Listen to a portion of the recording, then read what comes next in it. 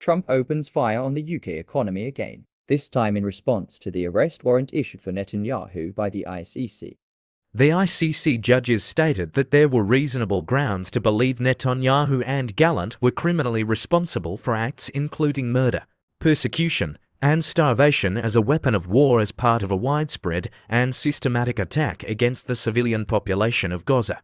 As one of the member countries of the ICC, the question remained whether the UK would honour the warrant or not. The court lacks any powers to act on any of its rulings. So, instead, it relies upon the member countries to do its dirty work. Unfortunately for us here in the UK, we are one of those member countries. A double blow too, in that we have Starmer as leader. So far, though, the government has yet to be specific regarding Netanyahu's case. Instead, they issued a vague statement about always following the rules and abiding by laws. Unless this means making false statements on a professional CV, I suppose. Although it is unlikely that Netanyahu will visit the UK anytime soon, the Trump administration has already fired a few warning shots, threatening heavy economic sanctions should the UK act on the warrant. A leading British think tank said on Wednesday that the country's already slow economic growth rate could be more than halved if Donald Trump imposes sweeping import tariffs. But Trump has often expressed a soft spot for England and the broader UK. Trump has repeatedly praised the UK, often referencing the historical and cultural links between the two nations. His admiration for British traditions, including the monarchy, was evident throughout his presidency. He was particularly fond of Queen Elizabeth II, calling her a tremendous woman and a great leader, and he was keen to maintain a positive relationship with the British royal family.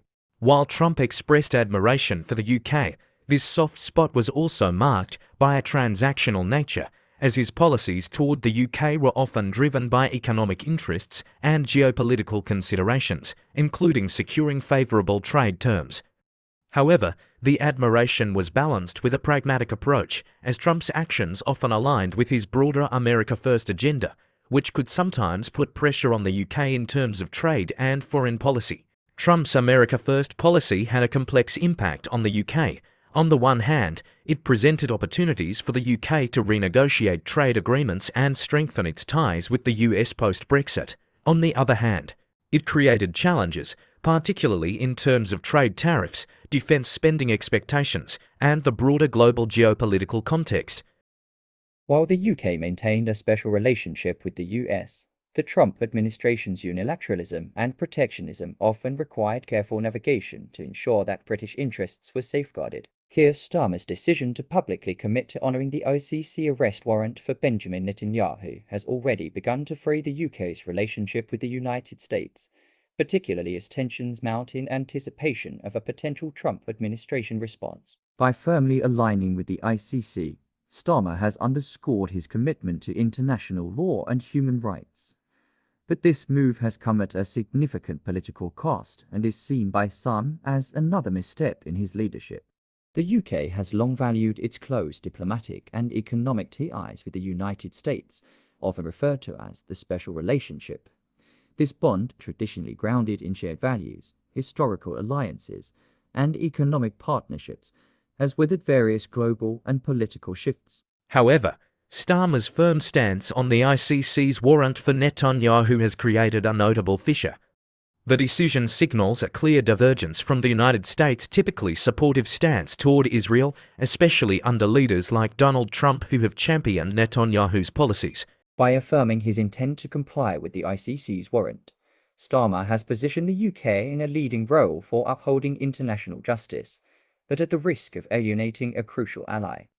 Starmer's decision may be seen as a principled stand, yet the timing is precarious, especially considering the prospect of a renewed Trump administration that has made no secret of its hostility toward international bodies like the ICC. The mere announcement of Starmer's intention has led to growing unease among British businesses and politicians who fear the fallout from a potential US backlash.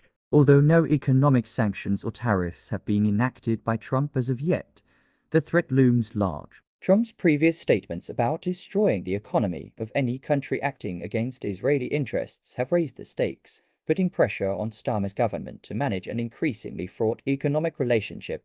Even the spectre of retaliatory tariffs has already rattled British markets and contributed to a climate of uncertainty, with companies hesitant to invest or expand in the face of potential trade restrictions. Starmer's decision to side with the ICC, though principled, is perceived by critics as another example of his inability to balance international obligations with national interests. He is seen as prioritizing abstract ideals over concrete benefits for the UK, reinforcing a narrative that his leadership is detached from the practical realities faced by the country. This decision has emboldened his critics, who argue that he is out of touch with the geopolitical consequences of his actions and incapable of standing firm against the challenges of international diplomacy. The Conservative opposition has already seized on the issue, framing Starmer's choice as evidence of weak leadership and a failure to protect the UK's strategic interests. They argue that aligning with the ICC at this juncture not only risks damaging relations with the US, but also undermines the UK's economic stability in a volatile global market. For many critics, Starmer's decision is emblematic of a broader trend of leadership failures. It reflects a pattern where his well-intentioned commitments to ethics and international norms often come at the expense of practical governance and national interests. The Conservative opposition has been quick to highlight this as a failure to navigate complex global realities, pointing out that Starmer's focus on justice, while admirable, lacks a clear strategy to protect the UK's economic and geopolitical standing.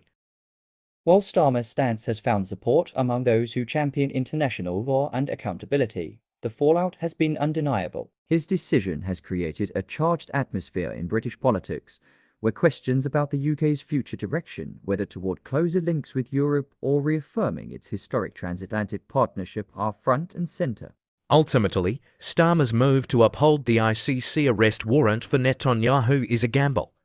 It aligns him firmly on the side of justice and international norms, but it also highlights the challenges he faces in managing complex alliances and balancing ethical principles with the hard realities of international power politics.